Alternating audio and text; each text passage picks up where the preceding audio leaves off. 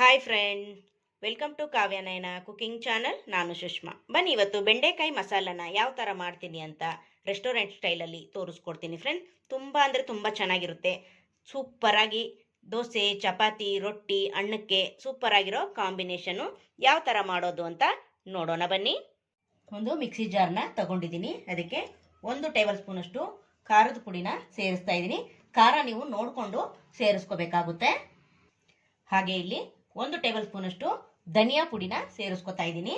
ಹಾಗೆ ಇಲ್ಲಿ 1 ಟೇಬಲ್ ಸ್ಪೂನಷ್ಟು ಗರಂ ಮಸಾಲಾನ ಸೇರಿಸ್ಕೊತಾ ಇದ್ದೀನಿ.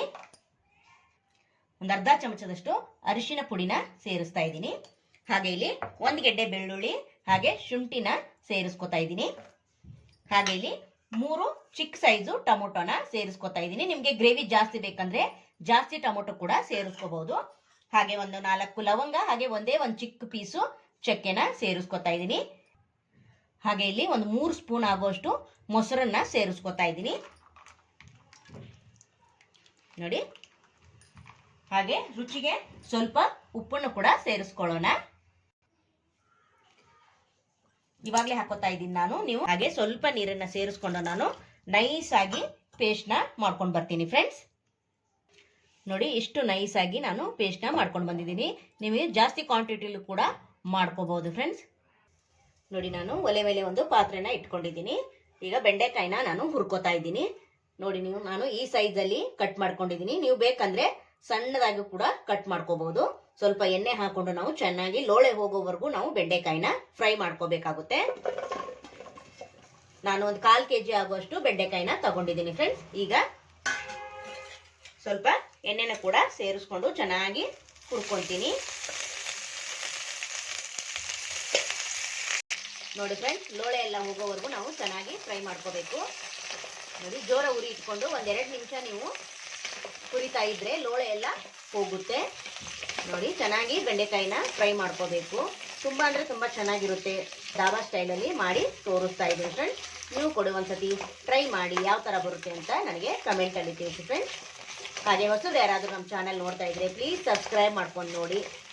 ಎಲ್ಲಿಯೂ ವಿಡಿಯೋನ ಸ್ಕಿಪ್ ಮಾಡಬೇಡಿ, ಫುಲ್ಲು ವಿಡಿಯೋನ ನೋಡಿ ಸಪೋರ್ಟ್ ಮಾಡಿ. ಹಾಗೆ ಇನ್ನೂ ಯಾರು ನನ್ನ ಚಾನಲ್ಗೆ ಸಬ್ಸ್ಕ್ರೈಬ್ ಮಾಡ್ಕೊಂಡಿಲ್ಲ ಪ್ಲೀಸ್ ಸಬ್ಸ್ಕ್ರೈಬ್ ಮಾಡ್ಕೊಂಡು ನೋಡಿ. ಬೆಲ್ ಐಕನ್ನ ಪ್ರೆಸ್ ಮಾಡಿ ಆಲ್ ಅನ್ನೋ ನೋಟಿಫಿಕೇಶನ್ನ ಸೆಲೆಕ್ಟ್ ಮಾಡಿಕೊಂಡ್ರೆ ನಾವು ಹಾಕೋ ವಿಡಿಯೋ ಎಲ್ಲ ಮೊದಲು ನಿಮಗೆ ಬರ್ತದೆ ಫ್ರೆಂಡ್ಸ್. ಆಗ ಎಲ್ರಿಗಿಂತ ಮುಂಚೆ ನೀವೇ ನೋಡ್ಬೋದು. ನೋಡಿ, ಇವಾಗ ಚೆನ್ನಾಗಿ ಫ್ರೈ ಆಗಲಿ ನಿಮಗೆ ತೋರಿಸ್ಕೊಡ್ತೀನಿ ನಾನು ಲೋಳೆ ಎಲ್ಲ ಇದೆಯೋ ಇಲ್ಲ ಅಂತ. ನೋಡಿ ಫ್ರೆಂಡ್ಸ್, ಈಗ ಚೆನ್ನಾಗಿ ಹುರಿದಿದ್ದಾಗಿದೆ.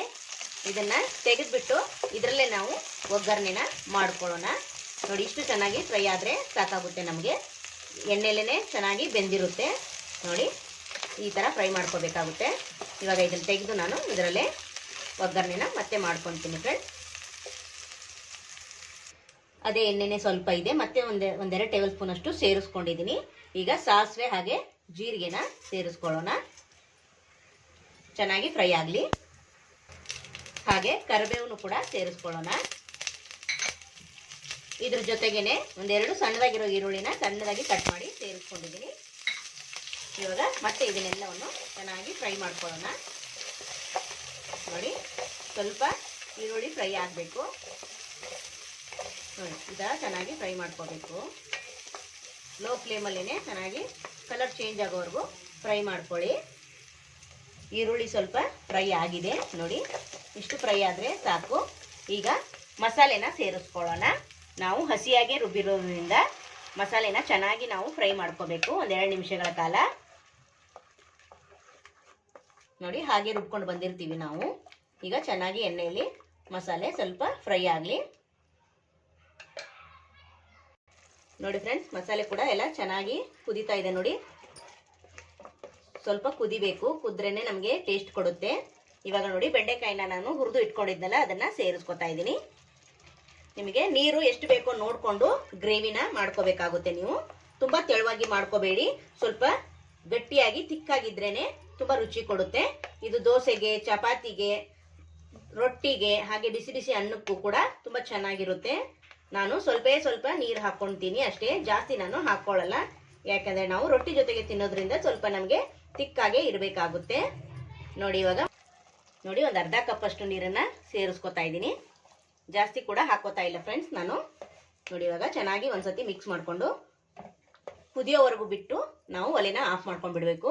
ಆಲ್ರೆಡಿ ಬೆಂಡೆಕಾಯಿ ಸಹ ಚೆನ್ನಾಗಿ ಕುದ್ದಿದೆ ಅಲ್ವಾ, ಅದಕ್ಕೋಸ್ಕರ ಈಗ ಕೊತ್ತಂಬರಿ ಸೊಪ್ಪನ್ನು ಕೂಡ ಲಾಸ್ಟಲ್ಲಿ ಹಾಕೋತಾ ಇದ್ದೀನಿ ಫ್ರೆಂಡ್ಸ್.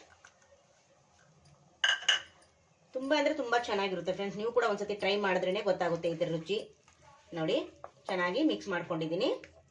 ರೆಸ್ಟೋರೆಂಟ್ ಸ್ಟೈಲಲ್ಲಿ ನಾನು ಬೆಂಡೆಕಾಯಿ ಮಸಾಲ ಗ್ರೇವಿನ ಮಾಡಿ ತೋರಿಸ್ತಾ ಇದ್ದೀನಿ ಫ್ರೆಂಡ್ಸ್. ನೀವು ಕೂಡ ಒಂದ್ಸತಿ ಟ್ರೈ ಮಾಡಿ. ಇವಾಗ ಇದನ್ನ ಮುಚ್ಚಳ ಮುಚ್ಚಿ ಒಂದು 2 ನಿಮಿಷಗಳ ಕಾಲ ನಾನು ಬೇಯಿಸ್ಕೊಂತೀನಿ ಅಷ್ಟೇ. ಮುಂಚೆನೆ ಬೇಯಿಸ್ಕೊಂಡಿಟ್ಕೊಂಡಿದ್ದೀನಿ. ಈಗ ಒಂದು 2 ನಿಮಿಷ ಬೇಯಿಸ್ಕೊಂಡ್ರೆ ಒಲೆನ ಆಫ್ ಮಾಡ್ಕೊಂಡು ಬಿಡೋಣ. ನೋಡಿ ಫ್ರೆಂಡ್ಸ್, ಇವಾಗ ಚೆನ್ನಾಗಿ ಬೆಂದಿದೆ, ಆಲ್ಮೋಸ್ಟ್ ಆಗಿದೆ ಫ್ರೆಂಡ್ಸ್. ಈಗ ಒಂದ್ಸತಿ ಈ ತರ ಮಿಕ್ಸ್ ಮಾಡಿಕೊಂಡು ನಾವು ಒಲೆನ ಆಫ್ ಮಾಡಿಕೊಂಡು ಸರ್ವ್ ಮಾಡ್ಕೋಬೇಕು. ನೋಡಿ ಸೂಪರ್ ಆಗಿ ಬಂದಿದೆ ಅಲ್ವಾ, ಬಾಯಲ್ಲಿ ನೀರು ಬರ್ತಾ ಇದೆ ಫ್ರೆಂಡ್ಸ್.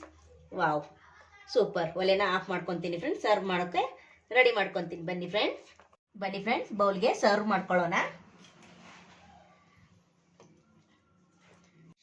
ನೋಡಿದ್ರ ಫ್ರೆಂಡ್ಸ್ ಎಷ್ಟು ಸೂಪರ್ ಆಗಿ ಬಂದಿದೆ.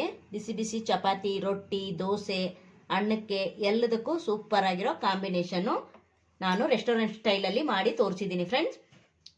ನೋಡಿ ಸೂಪರ್ ಅಲ್ವಾ. ಈ ವಿಡಿಯೋ ನಿಮಗೆ ಇಷ್ಟವಾದರೆ ಪ್ಲೀಸ್ ಲೈಕ್ ಮಾಡಿ, ಶೇರ್ ಮಾಡಿ, ಕಮೆಂಟ್ ಮಾಡಿ, ಸಬ್ಸ್ಕ್ರೈಬ್ ಮಾಡ್ಕೊಳ್ಳಿ.